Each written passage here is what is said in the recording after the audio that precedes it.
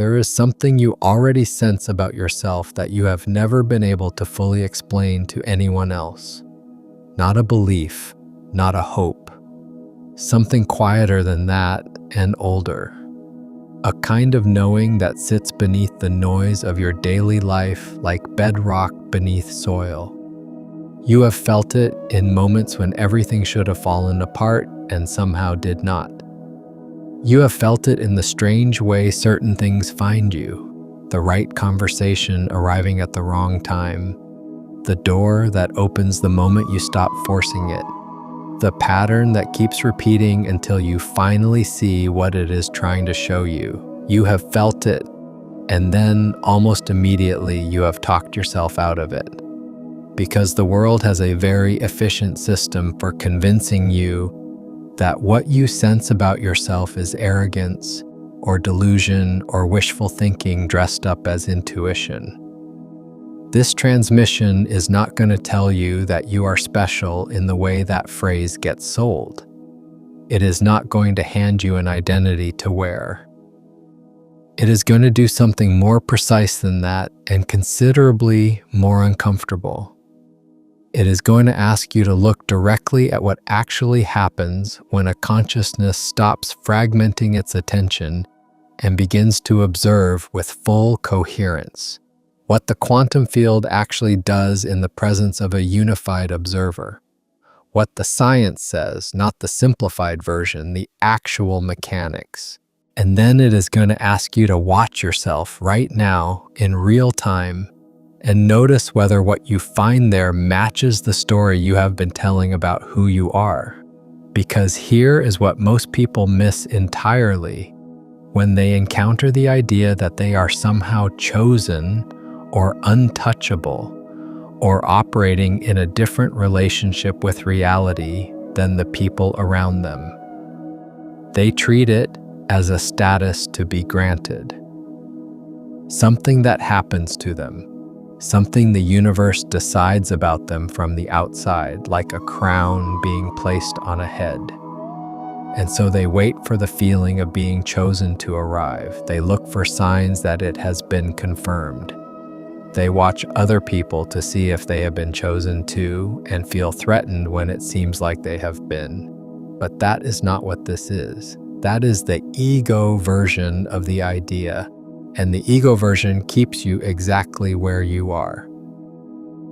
What we are going to look at today is something different, something that requires you to sit with a level of precision that most spiritual content never reaches, because precision is uncomfortable in a way that vague inspiration is not. Precision asks you to see what is actually there, and what is actually there when you look at the relationship between a conscious observer and the quantum field it inhabits is not a story about being chosen. It is a story about what choosing does, what it does to the field, what it does to the observer, what it does to the boundary between them. Let us start with the science, because the science is where this gets real. In 1927, at the 5th Solvay Conference in Brussels, the most concentrated gathering of physics minds in history sat in a room together and could not agree on what reality was made of. Einstein was there, Bohr was there, Heisenberg, Schrödinger, Pauli, de Broglie. 29 of the 33 attendees were either current or future Nobel laureates. And the thing they could not agree on, the thing that fractured the room and has fractured physics ever since, was the role of the observer. What the experiments kept showing, with a consistency that no one could dismiss, was that quantum particles do not behave the same way when they are being measured as when they are not. This is not a metaphor. This is not a philosophical interpretation layered onto neutral data. This is the data. The double-slit experiment, first performed with light and later with electrons and eventually with molecules large enough to see, demonstrates something that should not be possible according to classical physics. When particles are not observed, they travel as waves, spreading through both slits simultaneously, creating an interference pattern on the screen behind them. The pattern is the signature of a wave, of a thing that exists in multiple places at once, of a probability distribution rather than a fixed location. When a detector is placed at the slits to observe which path the particle takes, the interference pattern disappears. The particle behaves like a particle. It goes through one slit. It lands in one place. The act of observation collapses the wave function. Let that sit for a moment. Do not rush past it. The particle, prior to observation, is not in one place. It is not secretly in one place while we just do not know which place. It is in a superposition of states, a genuine quantum coexistence of multiple possibilities, and the observation is what collapses it into a single actuality. John Wheeler, one of the most rigorous physicists of the 20th century, spent decades thinking about this and arrived at what he called the participatory universe. His formulation was precise. No phenomenon is a real phenomenon until it is an observed phenomenon, not until it is measured by a machine, until it is observed. Wheeler was careful about that word. He was pointing at something that the instruments are proxies for, which is the act of information being registered, of the universe becoming aware of itself through the act of looking. Now here's where most people who talk about this make a move that sounds exciting but actually collapses the whole thing into uselessness. They take the observer effect and they say, your thoughts create reality, your attention manifests things. You are literally collapsing the quantum field with your consciousness. And while there is something directionally true in that, the way it gets deployed is almost always wrong because it skips the most important part of the mechanism. The observer effect does not work through wanting. It does not work through visualizing. It does not work through believing hard enough. The mechanism is far more specific than that, and understanding the specificity is what changes everything. What collapses a quantum state is the registration of information, the irreversible recording of which path data into the structure of the environment.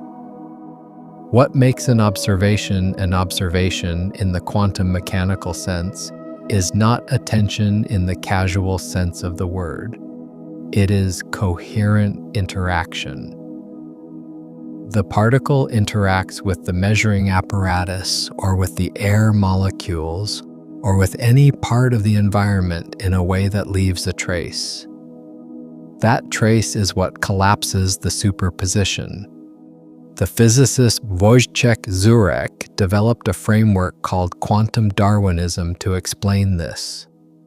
The classical world we experience emerges because information about quantum states gets redundantly encoded into the environment, and what we call observation is the process by which that encoding happens. So when we talk about the observer, we are not talking about a passive watcher. We are talking about a system that interacts with what it observes in a way that leaves an irreversible mark. The observer changes the observed not through magic or intention, but through the fundamental mechanics of information exchange. You cannot observe without participating. You cannot measure without altering. The boundary between the observer and the observed is not fixed. It is permeable, and the act of crossing it in either direction changes both sides. Now bring that back to you. To your life, to the specific quality of attention you bring to your own existence. Most people are not observers in the quantum mechanical sense. They are reactors. There is a difference, and it is not subtle. A reactor is a system that responds to incoming information with pre-encoded patterns. Something happens, the pattern activates, the response fires. The reactor is not registering new information. It is confirming old information. It is not collapsing new possibilities. It is reinforcing the same probability distribution it has always reinforced, which is why the same patterns keep appearing in different costumes. The reactor thinks it is watching its life. It is not watching its life. It is watching its history projected onto the present. An observer, in the precise sense, is something different. An observer brings coherent attention to what is actually present, not what the pattern recognition system expects to be present. And coherent attention, attention that is not split between what is happening and what the mind is saying about what is happening, does something measurable to the information field it encounters. It changes the probability distribution of what emerges next. This is where the idea of untouchability becomes real, and it is nothing like what the word sounds like at first. Untouchable does not mean invulnerable. It does not mean that nothing difficult will reach you, or that the field will arrange itself to keep you comfortable. What it means, in the precise language of what we are actually talking about, is that you are no longer a predictable reactor. You are no longer a system whose responses can be reliably triggered by external inputs, because you have inserted something between the input and the response. That something is observation. The gap between stimulus and reaction in which you watch what is happening rather than immediately becoming it. Viktor Frankl, who survived 3 years in Nazi concentration camps, including Auschwitz, wrote about this gap with a precision that has never been surpassed. Between stimulus and response, there is a space. In that space is our power to choose our response. In our response lies our growth and our freedom. Frankl was not writing about quantum mechanics. He was writing about what he had observed in the most extreme laboratory imaginable, the human capacity to maintain an observing self even when everything else is being stripped away. What he discovered was that the people who survived, not just physically but psychologically, were the ones who could watch what was happening to them without entirely becoming it, who could maintain the position of the observer even in conditions designed to destroy it. That is not a spiritual concept. That is a functional description of what happens when a conscious system refuses to collapse entirely into its circumstances. Now let us look at what the field actually does in the presence of that kind of observer, because this is where the science and the experience converge in a way that is genuinely strange and genuinely worth looking at directly. There's a concept in complex systems theory called sensitive dependence on initial conditions. You may know it by its more popular name, the butterfly effect. The idea is that in a sufficiently complex, nonlinear system, small differences in initial states can produce radically different outcomes over time. The system is not random, it is deterministic. But it is so sensitive to starting conditions that tiny variations too small to measure precisely, compound into entirely different trajectories. The weather is the classic example. The global economy is another. Human social systems are another.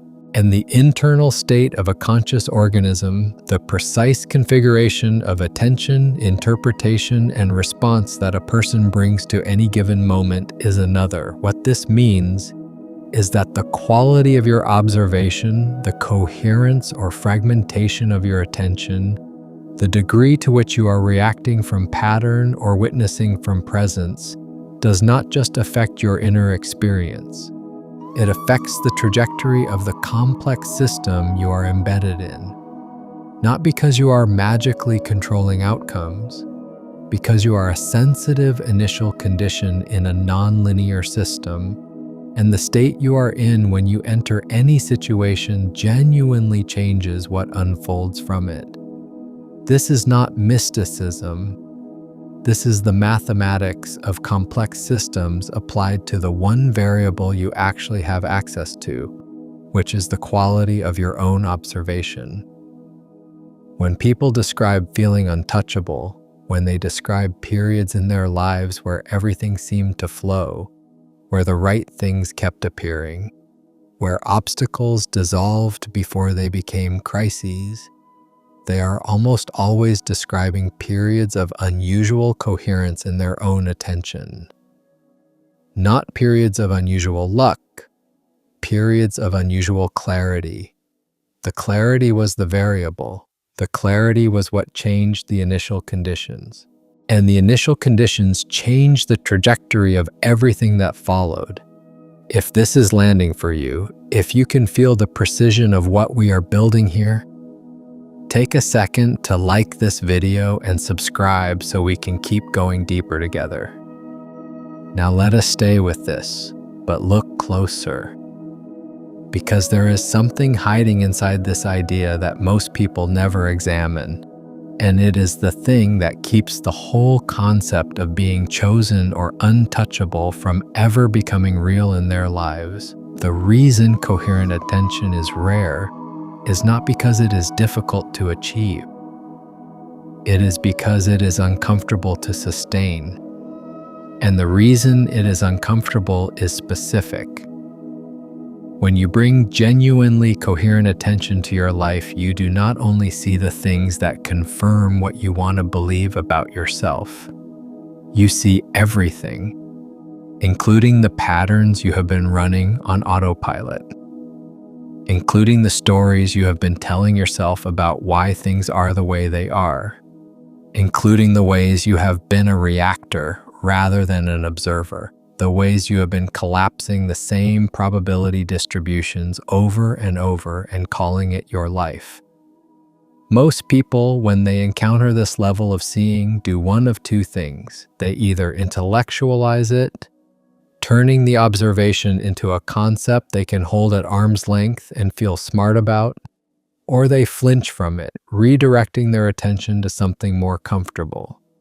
Both moves have the same effect. They break the coherence, they fragment the observation, and a fragmented observer is not a quantum observer in any meaningful sense. A fragmented observer is just a reactor with better vocabulary. This is what I want you to actually sit with right now, not as an idea, as a direct observation. Pause here. This is not a thought exercise. Think of one pattern in your life that keeps repeating, not a pattern you are proud of, the other kind. The one you have explained to yourself in a dozen different ways. The one you have promised yourself you would address. The one that shows up in different relationships or different jobs or different circumstances, but is somehow always recognizably itself. You know what it is. You have always known what it is. Now watch your attention as you think about it. Watch what happens in your body. Watch the slight tightening or the subtle urge to redirect, or the way your mind immediately begins constructing an explanation for why this pattern exists that positions you as the victim of circumstances rather than the observer of a system. Watch all of that without engaging any of it. Do not fight the explanation. Do not try to stop the redirect. Just watch it happening. That watching, that bare, uninterpreted noticing of what is actually occurring in your own system is the most powerful thing you can do.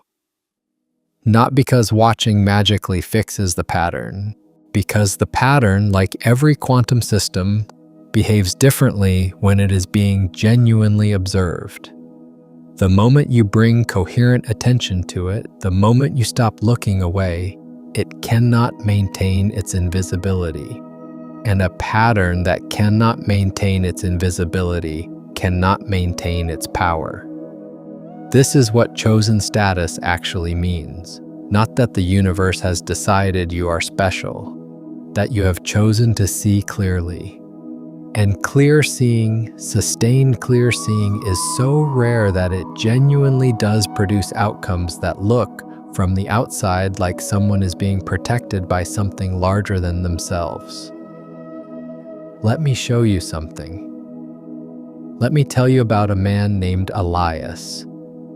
Elias was not remarkable in any way that the world had decided to reward. He was not particularly talented, not particularly connected, not particularly lucky. He had spent most of his adult life in a state that he would have described as trying hard and getting nowhere. He worked at his job with genuine effort and watched less diligent people advance past him. He pursued relationships with genuine care and watched them deteriorate in ways he could not quite explain. He set goals and made plans and executed them with discipline, and the results were always somehow less than what the effort seemed to warrant. He was not failing. He was just perpetually slightly behind where he felt he should be, and the gap between where he was and where he thought he should be had become the central fact of his inner life. The thing Elias did not see, could not see, because he was too close to it and too invested in not seeing it, was that he had organized his entire life around a single observation he had made about himself when he was 9 years old. He had made a mistake in front of people whose opinion mattered to him, and the response he received had encoded itself as a foundational piece of information about who he was. Not the specific mistake, the general verdict that he was the kind of person who makes mistakes in front of people who matter, that he was at some level not quite enough. That observation, that 9-year-old's interpretation of a single moment, had become the lens through which Elias observed everything that followed. He did not know this. He would have denied it vigorously if you had suggested it. He thought he was a confident, capable adult who had simply had some bad luck. But watch what the lens was doing. Every time Elias entered a situation where something mattered, the lens activated. The lens said, "You are the kind of person who fails in front of people who matter." And the lens did not just produce a feeling, it produced a behavior, a slight over-explanation that read as insecurity, a tendency to hedge his contributions before anyone could criticize them, a pattern of working incredibly hard in private and then somehow undermining the moment of visibility. The lens was not describing his reality, it was creating it. He was collapsing the quantum field of each new situation into the same probability distribution, the one the 9-year-old had encoded, and calling the results evidence that the observation had been correct all along. The lens was invisible to him because he had never looked at it directly. He had looked through it at everything else. He had looked through it at his job, at his relationships, at his goals, and seen them all slightly tinged with the color of not quite enough. But he had never turned the observation around and looked at the lens itself. The moment he did, and I'm going to tell you exactly what that moment looked like because the mechanics matter, the moment he did was not a dramatic revelation. It was not a breakthrough. It was a very quiet, very precise moment of seeing. He was in a meeting, about to speak, and he felt the familiar tightening in his chest, the slight constriction that always preceded moments of visibility. And instead of either suppressing it or being swept away by it, he did something he had never done before. He watched it. He watched the tightening without trying to make it stop. He watched the thought that followed it, which was the familiar thought about not being enough. He watched the thought without agreeing with it or arguing with it. And then he watched something else. He watched the 9-year-old who had made the observation. He saw for the first time that the observation had been made by someone who did not have enough information to make it. Someone who had taken one data point and turned it into a universal law. Someone who had been doing the best they could with what they had. He did not fix anything in that meeting. He did not suddenly become a different person. But something shifted in the quality of his attention, and the shift was irreversible. Because what has been seen cannot be unseen. The lens, once observed directly, cannot function as a lens anymore. It becomes an object, and objects can be set down. Over the following months, people around Elias began to notice something they could not quite name. He seemed more present, more direct, less hedged. The quality of his attention in conversations had changed, and the change was subtle but unmistakable to anyone paying attention. He was not trying harder, he was observing more clearly. And the field around him, the complex nonlinear system of relationships and opportunities and circumstances that he was embedded in, began to respond to the change in initial conditions. This is not a story about magic. It is a story about what happens when a reactor becomes an observer, when the lens gets looked at instead of looked through, when the pattern that has been running the show gets brought into the light of direct observation. And here's what I want you to notice about Elias's story. The thing that changed was not external. The field did not rearrange itself because Elias had been chosen. The field rearranged itself because the observer changed, because the quality of information that Elias was bringing to each interaction, each moment, each decision was different, and a different observer produces different initial conditions. Different initial conditions in a non-linear system produce different trajectories. Different trajectories produce different outcomes. This is not metaphysics. This is systems dynamics applied to the one system you have direct access to, which is yourself. I want to pause here and ask you something directly. Has there been a moment in your own life when you stopped reacting and actually watched something clearly, and the watching itself changed what you were looking at? Drop it in the comments. Not a summary of the idea. The specific moment, what you saw when you finally stopped looking away. But now I want to go deeper into something that this story only begins to touch. Because the lens that Elias was running, the not quite enough lens encoded at 9 years old, is a specific example of something more general and more important. Something that every person walking around in a human body is doing all the time, whether they know it or not. We do not observe reality directly, we never have. What we observe is always already filtered through the accumulated observations of our past. The neuroscientist Carl Friston has developed a framework called Predictive processing that describes how the brain actually works, and it is nothing like the intuitive model most people carry. In the predictive processing framework, the brain is not primarily a sensor, it is primarily a prediction engine. It is constantly generating a model of what the world is about to be based on what the world has been, and then comparing incoming sensory data to that model. What we experience as perception is actually the brain's best guess about what is out there, updated minimally by the sensory data that does not match the prediction.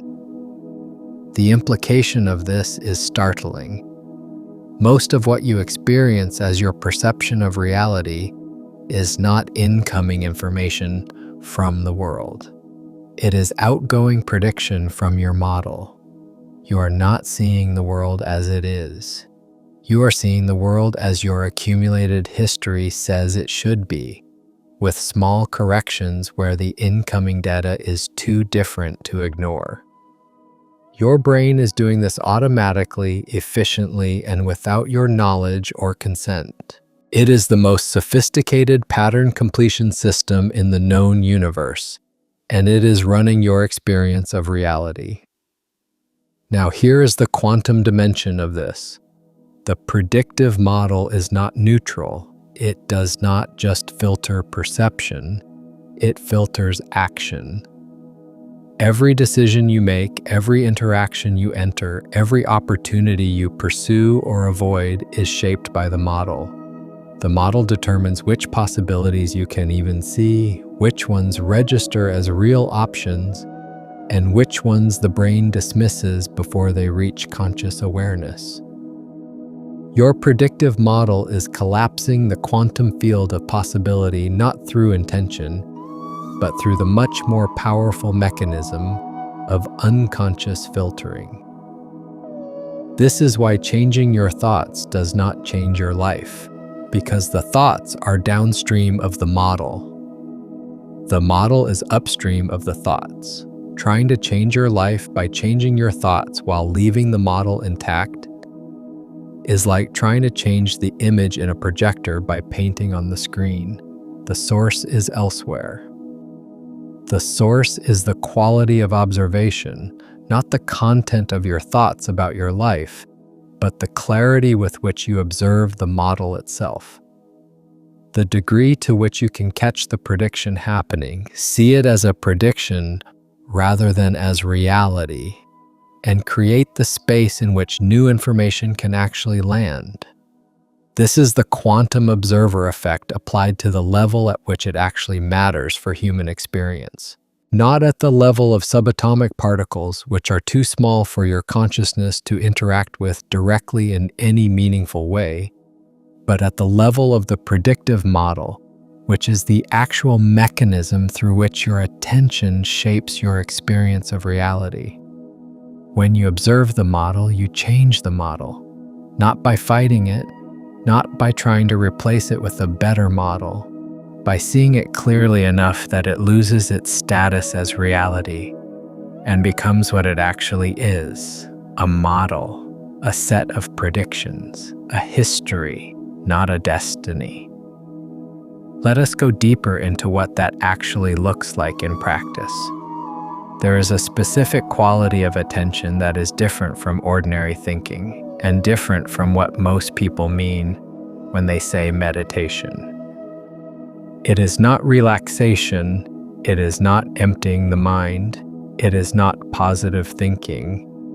It is what the Tibetan Buddhist tradition calls Rigpa, what the Vedantic tradition calls Sakshi, what the contemplative Christian tradition calls the witness, and what modern neuroscience calls metacognition.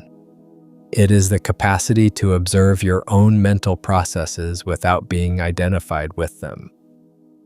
To watch the thought without being the thought, to see the prediction without becoming the prediction.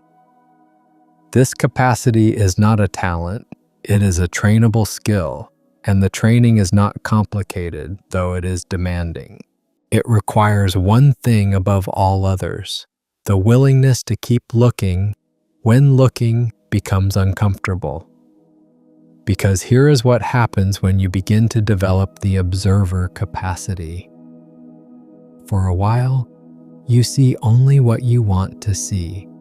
You observe your thoughts and you notice the pleasant ones, the ones that confirm your intelligence or your sensitivity or your spiritual progress. You observe your patterns and you notice the ones you are already working on, the ones you have already narrativized into a growth story. You think you are observing yourself. You are observing the parts of yourself you have already made peace with.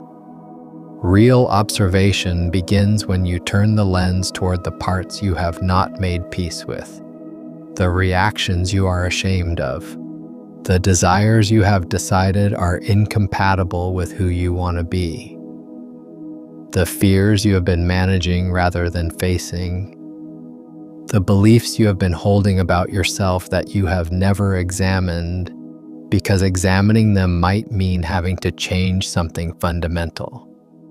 This is a threshold that most people never cross, not because they lack the capacity, because the mind is extraordinarily good at making the crossing feel unnecessary. It will offer you 100 more comfortable things to observe. It will convince you that the real work is in the areas you are already comfortable examining. It will generate a feeling of spiritual progress that is actually spiritual avoidance dressed in better clothes. The way through this is not force. Force just creates more resistance, more sophisticated avoidance. The way through is what I said earlier. Watch the avoidance itself. When you notice the urge to redirect your attention, watch the urge. When you feel the discomfort of approaching something you have been avoiding, watch the discomfort.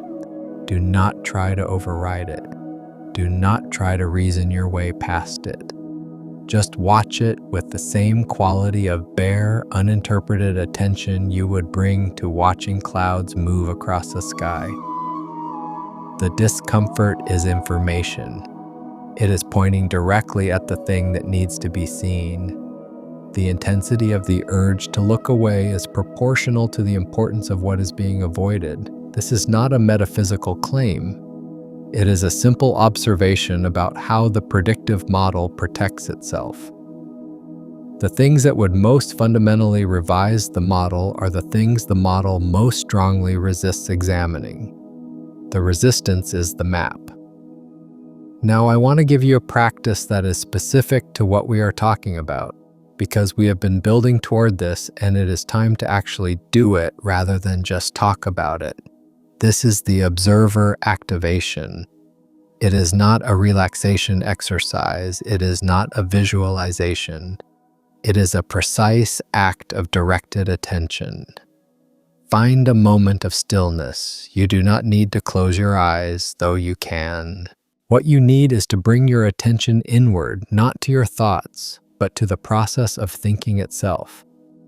Watch a thought arise, any thought. Do not choose it. Just wait for one to appear, and when it does, watch it. Notice the moment before the thought has words, the moment when something is forming but has not yet become language. Notice the shape of the thought before it becomes content. Then watch the content arrive, watch the words, watch the feeling tone that accompanies them. Watch the next thought that follows, and notice how the second thought is almost always a response to the first, a continuation, an elaboration, a judgment. Now here's the specific instruction. As you watch this process, ask yourself one question, not to answer it, to hold it as an observation. The question is, who is watching? Not what is watching, who. Because the who points at something the what cannot.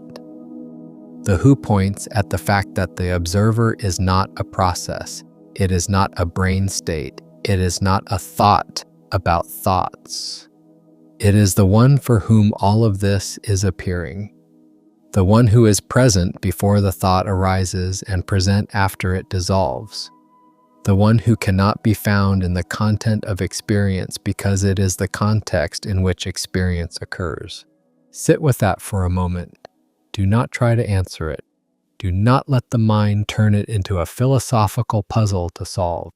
Just hold it as an open observation. Who is watching? Whatever you find when you look for the watcher, whatever you notice in the space of that question, that is the observer. That is what we have been talking about this entire time. Not a concept, not a spiritual identity. The actual, present, living capacity for awareness that you are, underneath everything you have been told you are. This is what chosen status actually means, not a designation from outside, the recognition of what is already here. The quantum observer is not something you become, it is something you stop pretending you are not. Let me go back to the science for a moment, because there is one more piece of the quantum picture that most people who talk about this never reach, and it is the piece that makes everything else coherent. In quantum mechanics, there is a phenomenon called entanglement. Two particles, once they have interacted, maintain a correlation that persists regardless of the distance between them. Measure the spin of one particle, and you instantly know the spin of its entangled partner, no matter how far away it is.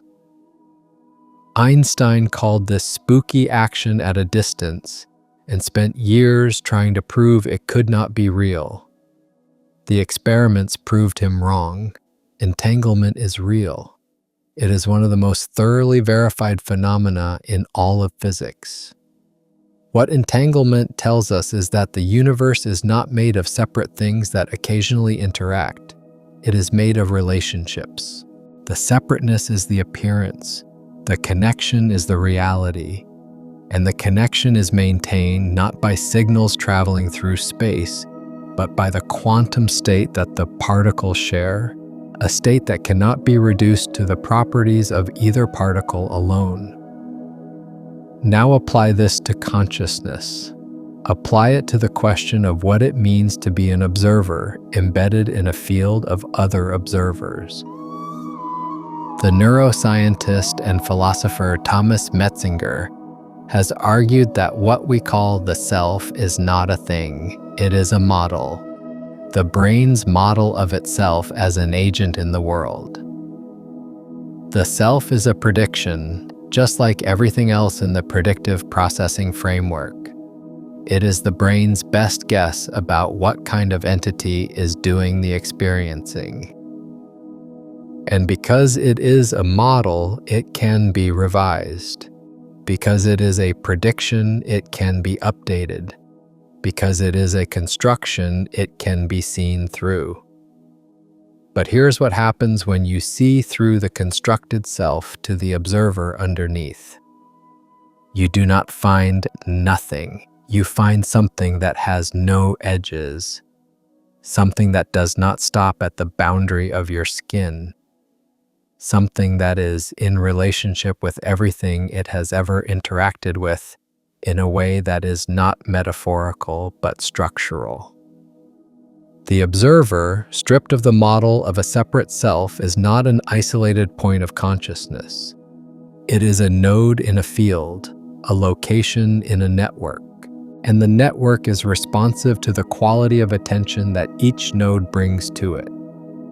This is why the people who develop genuine observer capacity, who develop the ability to watch without reacting, to see without filtering, to be present without the constant interference of the predictive model, seem to affect the people and situations around them in ways that cannot be entirely explained by ordinary causation. They are not broadcasting some kind of energy. They are changing the information structure of the field they are embedded in. They are a different kind of initial condition. And in a non-linear system, different initial conditions compound. The untouchability is not a shield, it is a consequence. When you are genuinely observing rather than reacting, you are not available to be captured by the patterns that capture reactors. You are not available to be defined by the interpretations that define people who are not watching. The things that used to hook you, the provocations, the fears, the comparisons, the judgments, the old stories, they still arrive. But they arrive to an observer rather than a reactor.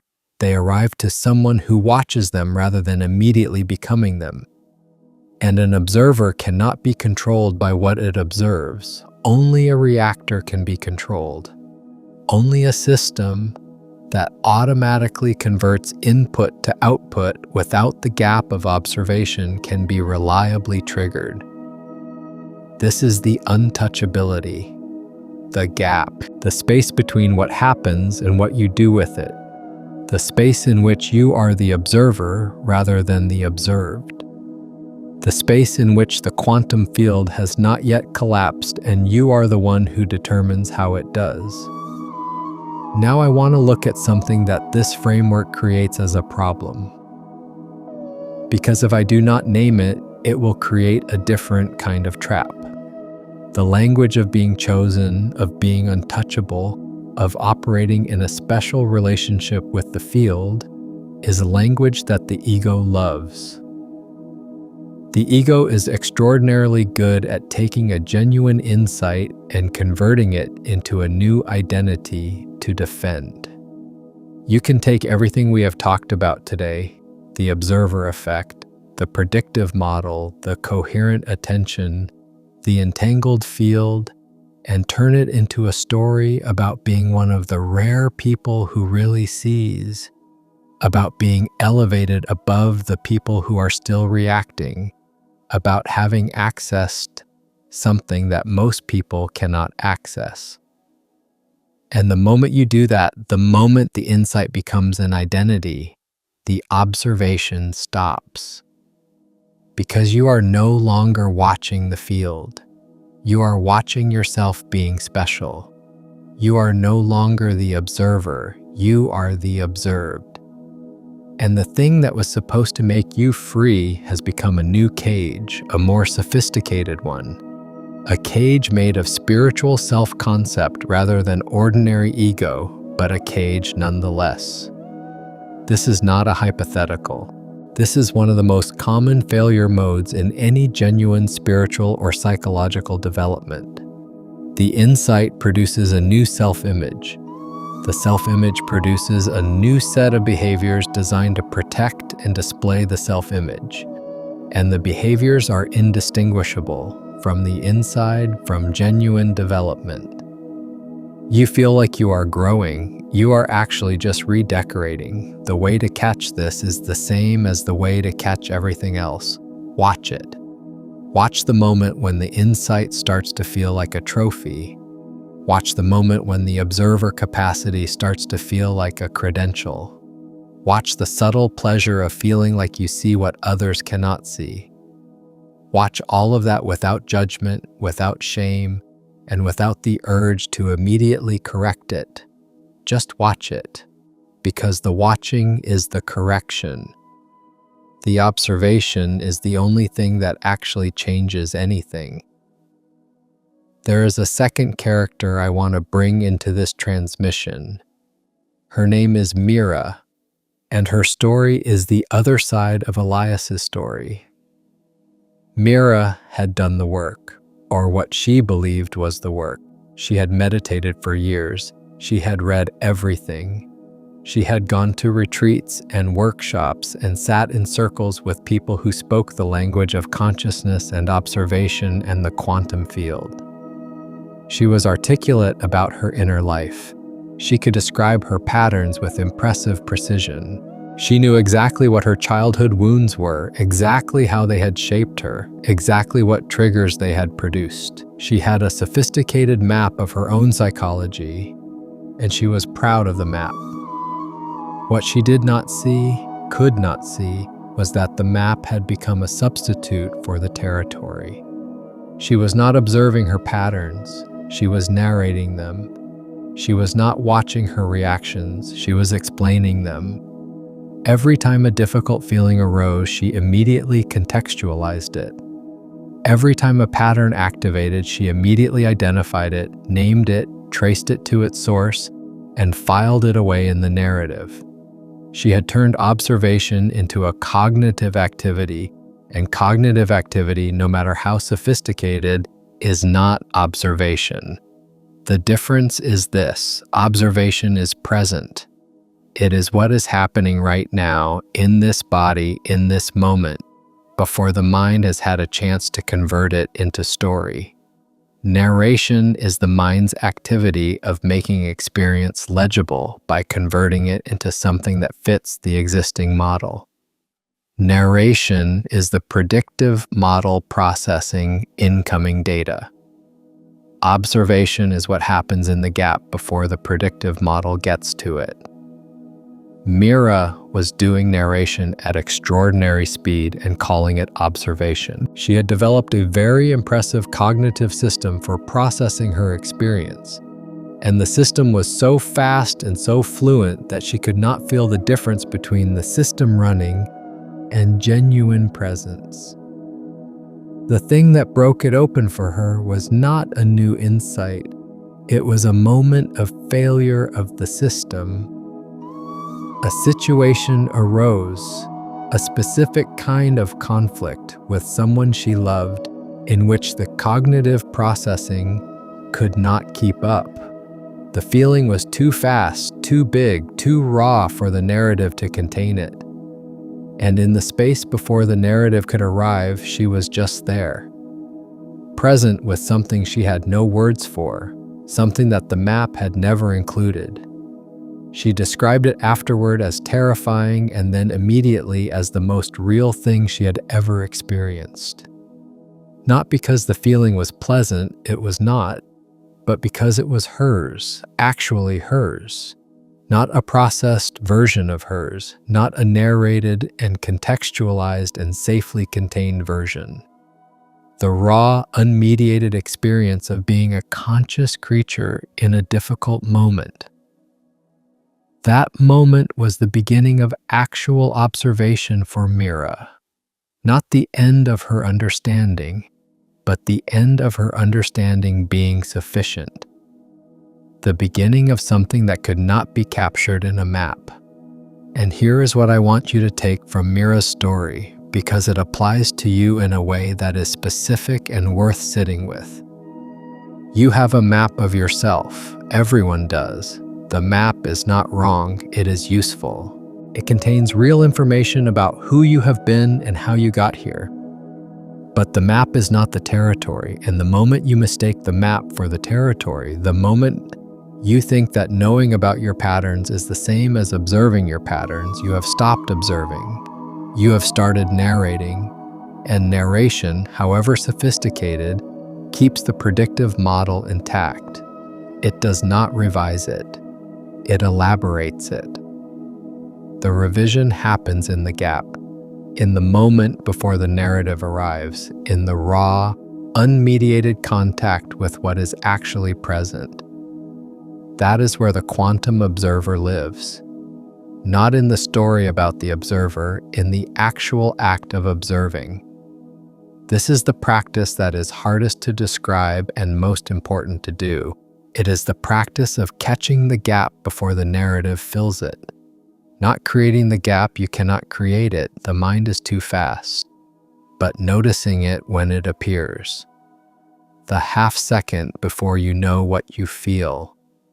The moment of pure sensation before the label arrives.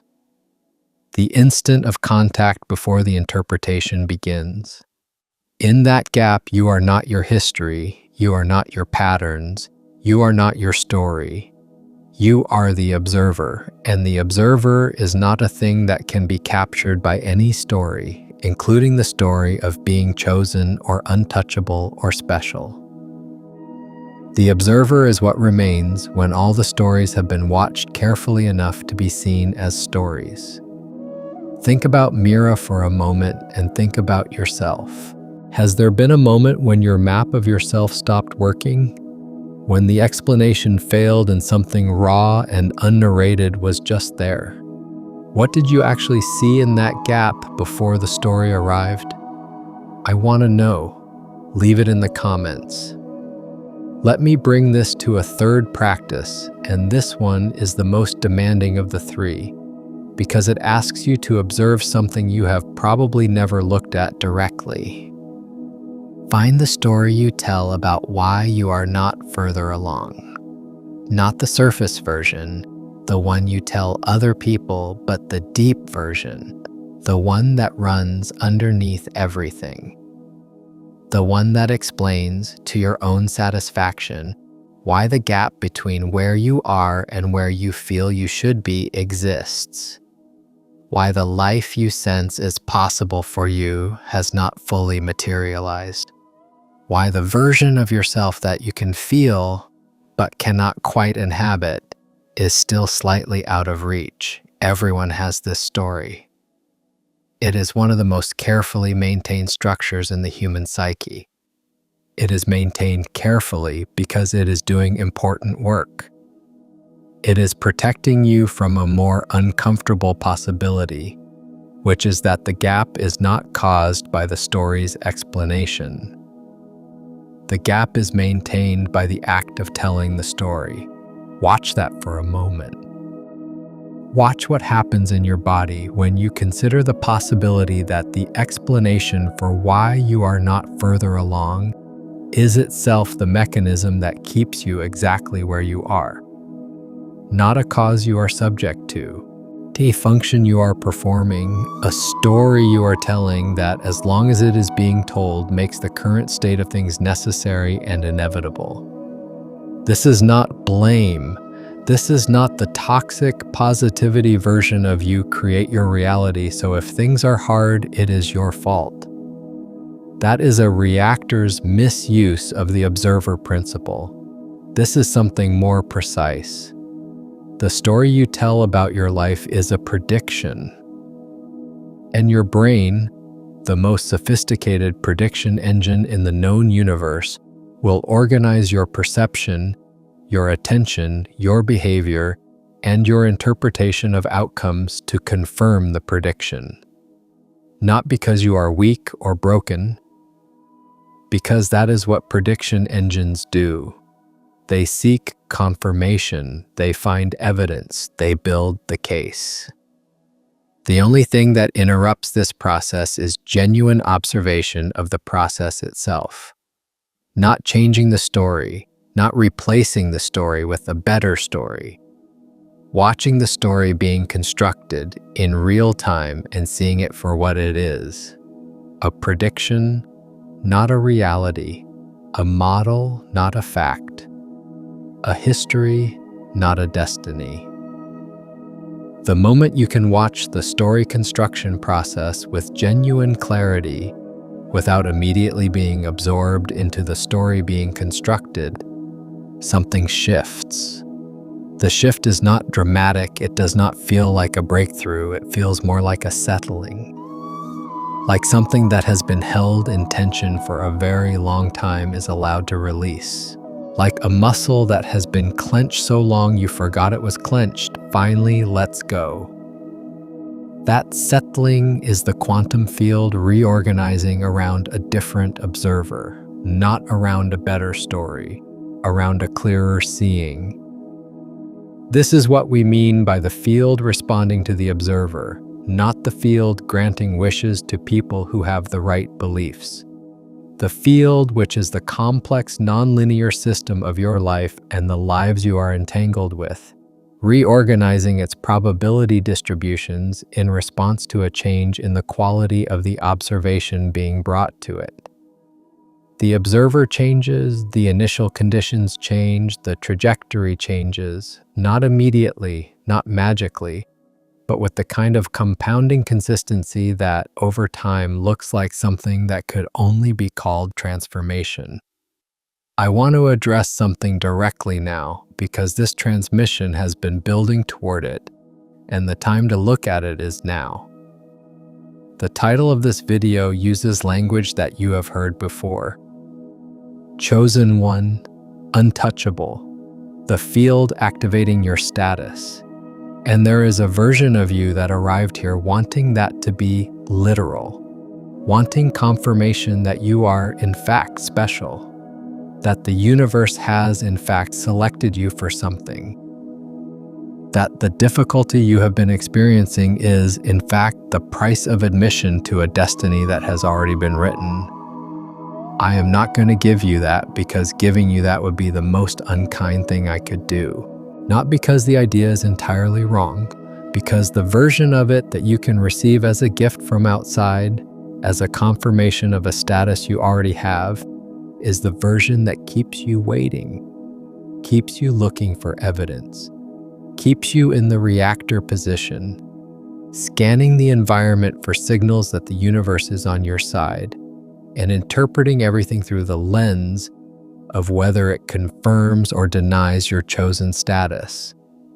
That is not the observer position. That is the most sophisticated form of the reactor position. And it will keep you exactly where you are forever, because the reactor is always dependent on the environment to tell it who it is. The observer does not need the environment to confirm anything. The observer is not looking for evidence of its own status. The observer is looking at what is actually here. And what is actually here, when you look with genuine clarity, is not a chosen one waiting to be confirmed. It is a conscious being with an extraordinary capacity for awareness that has been largely spent on confirming a story rather than observing a reality. The activation is not something that happens to you. It is something you do right now by choosing to observe rather than react, by choosing to watch the story rather than live inside it, by choosing to bring coherent attention to the one thing that coherent attention actually changes, which is the quality of your own observation. That choice made consistently is what the field responds to, not because you have been selected, because you have selected, not because you have been given power, because you have stopped giving your power away to the predictive model's need for confirmation. This is the precise thing that looks from the outside like untouchability. When someone has developed the observer capacity to the point where they are no longer automatically captured by the provocations, the fears, the comparisons, the old stories, they seem to move through the world differently. Things that destabilize other people do not destabilize them in the same way. Not because they are immune to difficulty, but because they have a gap between difficulty and response that most people do not have. And in that gap, they choose, they observe, they bring clarity to the situation rather than the predictive model's interpretation of the situation. The field responds to that. The complex system of their life reorganizes around the different initial conditions. The trajectory changes, and over time, the outcomes look like what people who do not understand the mechanism call luck or destiny or being chosen. It is not any of those things. It is the consequence of sustained, coherent observation. It is the natural result of a conscious system that has stopped running on autopilot and started actually watching. Let me give you one more layer of this, because we have been going deep and there is one more thing that needs to be seen before we close. The observer capacity, the genuine one, not the narrated version, not the spiritual self-concept version, the actual present moment awareness that watches without interpreting, has a quality to it that is difficult to describe but unmistakable once you have touched it. It is not effortful. It is not the result of trying harder or concentrating more. It is more like the absence of a certain kind of effort. The effort of maintaining the story. The effort of managing the predictive model's output. The effort of being someone in particular. When that effort drops, even briefly, what remains is not nothing. What remains is extraordinarily clear and extraordinarily still and extraordinarily alive. It is the awareness that has been here the entire time, underneath the noise of the self-construction project. The awareness that watched you be a child and watched you be an adolescent and watched you make every decision and experience every loss and feel every joy. The awareness that has never changed, even as everything it was aware of changed constantly. This awareness is what every genuine contemplative tradition has been pointing at. The Vedantic tradition calls it Atman and says it is identical to Brahman, the universal consciousness. The Buddhist tradition says it is Buddha nature, the intrinsic awareness that is the ground of all experience. The Christian mystics called it the ground of the soul. The Sufi tradition calls it the secret. Modern neuroscience does not have a name for it because it is not a process, and neuroscience studies processes. But the closest it comes is the global workspace, the unified field of awareness in which all cognitive processes occur. What all of these traditions agree on, despite their different vocabularies and different cosmologies, is that this awareness is not something you acquire. It is something you already are, underneath the construction. And the construction, while useful for navigating the world, has a cost. The cost is the partial obscuring of the clarity that the awareness itself has. The cost is the predictive model running so loudly that the awareness underneath it cannot be heard. The observer practice is not the acquisition of a new capacity. It is the progressive reduction of the noise that has been drowning out the capacity that was always there. Every time you watch a thought without becoming it, the noise reduces slightly. Every time you observe a pattern without being captured by it, the clarity increases slightly. Every time you look at something you have been avoiding looking at, the construction loses a small amount of its opacity. Over time, this compounds. The clarity that was always there becomes more available. The observer that was always present becomes more consistently accessible. And the world, the complex nonlinear system of your life, begins to reorganize around the presence of someone who is actually here, actually watching, actually bringing coherent attention to what is actually present. This is the activation.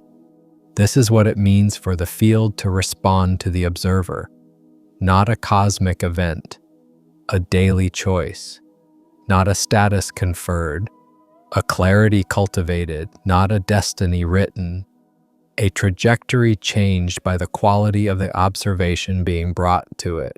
You are not here to be told you are chosen. You are here to choose to see clearly, to choose to watch rather than react, to choose to bring the observer capacity to bear on the one thing that changes everything, which is the quality of your own attention. And the extraordinary thing, the thing that makes this more than just a practice, is that the choosing itself is the transformation. Not a step toward the transformation, not a preparation for the transformation. The act of genuinely observing, the act of bringing coherent, uninterpreted, present moment attention to what is actually here, is the thing that the quantum field responds to. Right now, in this moment, not eventually, not when you have done enough work, now. Because the field does not respond to your future self. It responds to the quality of attention being brought to it in this moment. And in this moment, you have a choice, the same choice you have always had, but perhaps one you are seeing more clearly than you have before. Watch or react, observe or confirm, see or avoid. The field is not waiting for you to become worthy of its response. It is responding right now to exactly the quality of attention you are bringing to it right now. Change the quality of the attention, and the response changes, not because you have been given a new power, because you have stopped obscuring the one you have always had. Now I want to ask you something, and I want you to take it seriously rather than answering it immediately. What is the one thing you have been looking through rather than at, not the thing you already know about and have already narrativized? The other thing, the one that sits just at the edge of your attention, that you have been managing rather than examining, that you have been explaining rather than observing. The thing that, if you looked at it directly, would require you to revise something fundamental about the story you have been telling. You know what it is you have always known. The fact that you are still here, still watching, still willing to look, tells me that some part of you is ready to stop looking away. The field is not waiting for you to be chosen.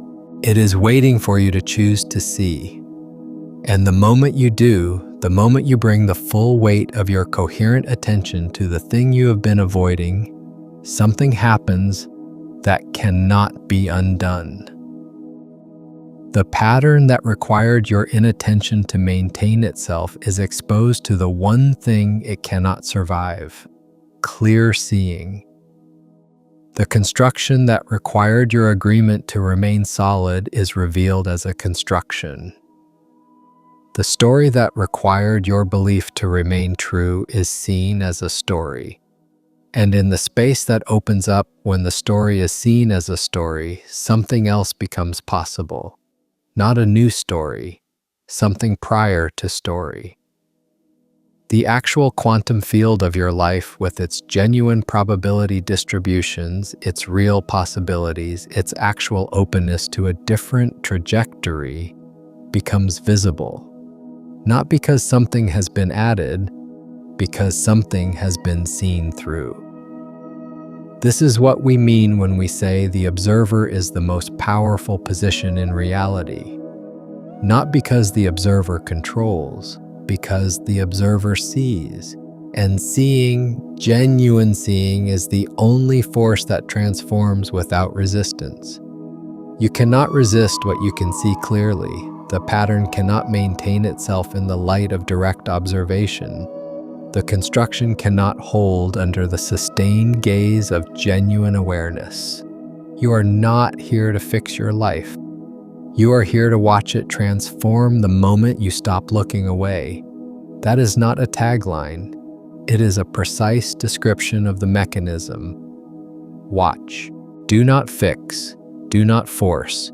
Do not manifest. Watch.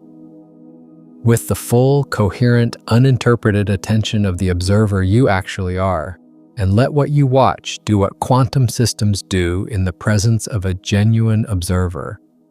Let it collapse into something real. The field has not chosen you. You are choosing the field. You are choosing to interact with it as an observer rather than a reactor. You are choosing to bring coherent attention to it rather than the fragmented, story-filtered, predictive model-driven attention that most people bring to most moments of their lives. And that choice, made consistently, is the most powerful thing a conscious being can do. Not because it gives you power over the field, because it makes you a genuine participant in it. And genuine participation in a quantum system changes the system, not eventually. Now, in this moment, in the quality of the attention you are bringing to this very sentence, watch what happens in your body right now, not as an instruction to do something, as an invitation to notice what is already happening. The slight shift in the quality of your awareness as you have moved through this transmission. The subtle change in how present you feel, how clear, how still, that is not an effect of what you have been told. That is the effect of sustained, directed attention on your own awareness.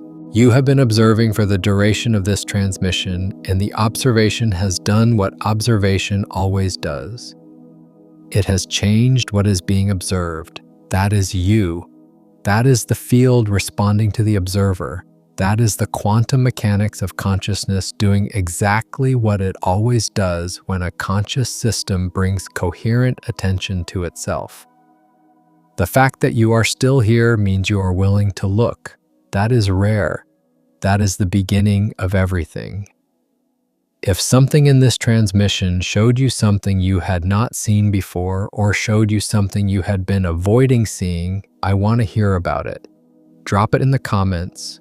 Not a summary of what you heard, what you actually saw, the specific thing, the one that was sitting at the edge of your attention before this began, the one you are seeing more clearly now. Type this if it landed, I see it now, and what has been seen cannot be unseen. Because that is not a declaration, that is a fact. Once the observation has been made, the quantum state has collapsed. The superposition of seeing and not seeing is over. The pattern has been brought into the light of direct awareness, and the light does not need your help to do its work. It just needs you to stop blocking it. If you find yourself reacting instead of watching tonight, when the noise of the day is still loud and the old patterns are pulling, come back to this. Watch it again from stillness. And if you know someone who is standing at the edge of something they have been afraid to look at directly, send this to them, not to teach them. Because when two people choose to see clearly at the same time, something happens that neither could produce alone. The observation becomes shared. The field of clarity expands. What one person might have talked themselves out of seeing, they can hold steady in the presence of someone else who is also willing to look. That is not a small thing. That is how collective seeing works. It gives people permission to look at what they have been avoiding, and it amplifies the clarity for everyone in the field. Stay in the observer position, not as an identity, not as a spiritual achievement, as a daily practice of choosing to watch rather than react, to see rather than avoid, to bring coherent attention to what is actually here rather than the predictive model's version of what is here. The field is responsive. It always has been. The question has never been whether it responds. The question has always been what quality of observer you are bringing to it. Bring a better observer, not a more spiritual one, a more honest one, a more willing to look one, a more present one. That is the activation. That is the untouchability. That is the chosen status, the one you choose right now in this moment by deciding to see clearly rather than comfortably. You were never meant to look away. Now you see, and what has been seen cannot be unseen.